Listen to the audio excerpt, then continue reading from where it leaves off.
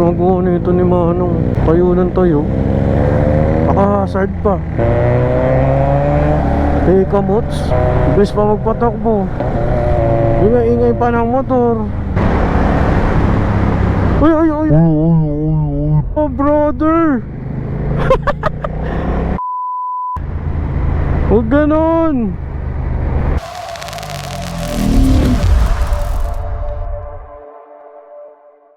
Yes mga ka-Japstick, good morning. Malalaki breakfast ride. Kaya kasama si Papa Jerry. Ayun oh, bilis.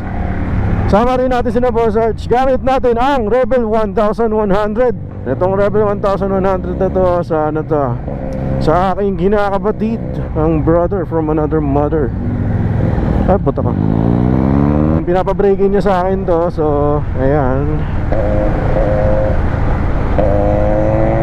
Ganda na ng kalsada dito oh. Woo! Nagnunuhan si Jeric oh. Sapa! Ha? Gamit niya ang QJ motor. Ano ba to? QJ motor ano? SRK? SRK? Oh, SRK. Ha?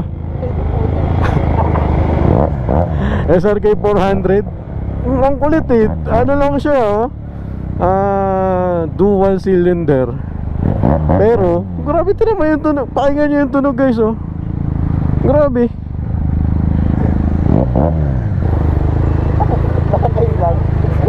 Isa pa Jeric Bombang. Putang ano, parang hindi dual cylinder ano. Ha? Di ba? O kaya nga eh. Harap. Oo. Ang galing. Hindi mo makita, dapat sa kabila ka pumesto eh. Kaya nga eh, mamaya Bigas ka yan. 2 bars na lang, putan, lakas sa gas pala na ito. Tangina. Pero sabi ko lang meron. Ha? Meron din sabi ko. Oo, mas mura dun eh no. Okay, so i-review din natin kasi itong Rebel 11 ni brother. Pero sa ngayon ride muna. Gamay-gamayin muna natin to. Kitang-kita nyo naman, di ba? Sobrang bago. 256 kilometers pa lang. Tangina, ang bilis. Grabe. Okay, so pababa na tayo ng Marilaki. Gamit nga natin tong Rebel 11 ni bro. Napakasarap gamitin, kita nyo naman. Simpleng-simple lang ang bangkingan. Handali magbaba ng gear oh. Pinipindot lang. Kaya nasa harap natin si Boss Archie ng 01 Moto. Ang dala niya yung demo unit ng QJ Motors. Kung di ako nagkakamali, SRK 400. Pakinggan nyo, iba yung tunog. Actually yan yung dala ni Jerry kanina. Uy oh, brother. Huwag ganon. Siyempre medyo nag-aalangan din ako yung banking to eh. Siyempre medyo bago din yung gulong.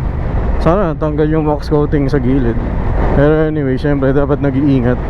Kaya nga natin lagi sinasabi, ride safe eh. I-apply din natin yun sa sarili natin. Ang sarap niya yung banking oh. Shoulder yan ah. Ito yung kalsada eh. Pero ano, napapansin ko once na yun parang nasasanay ka na yung banking ng motor, you gain more confidence eh. Nagiging confident ka sa mga turn, lalo na pag napag-aralan nyo yung tamang pag-banking. Ang galing na itong mga nasa likod ko. Yan si Brian yan eh, nangangarera yan. Grabe, parang pakiramdam ko ngayon mas maganda pa i-banking to kaysa dun sa MT-07 ko eh. Sarap po. Walang mahirap-hirap. Siguro mali rin yung desisyon ko na in-oversize ko kasi yung gulong nun sa likod eh. Ang stock nun guys is 180. Ginawa ko 190.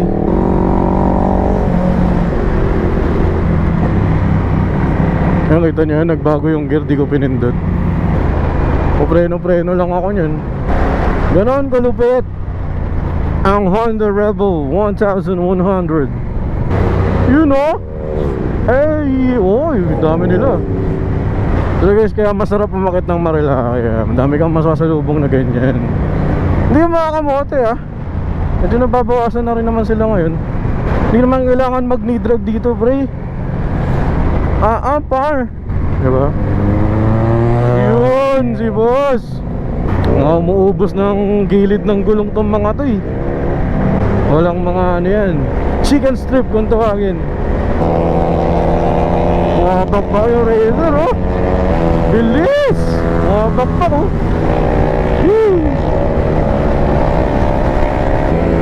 Ang bibilis! Bilis na Raider oh.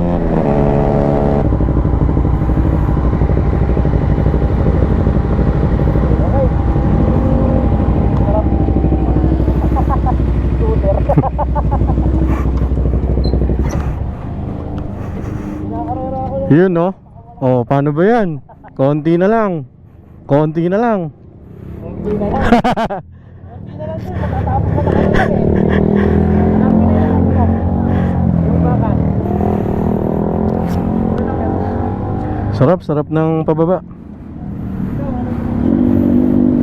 Ito yung mabagal na MT-09 no? Break na natin. Okay guys, so that concludes our ride today. Ang breakfast ride natin ay tapos na. Kami ay pauwi na. Galing ng Salboto-Boto. And siyempre,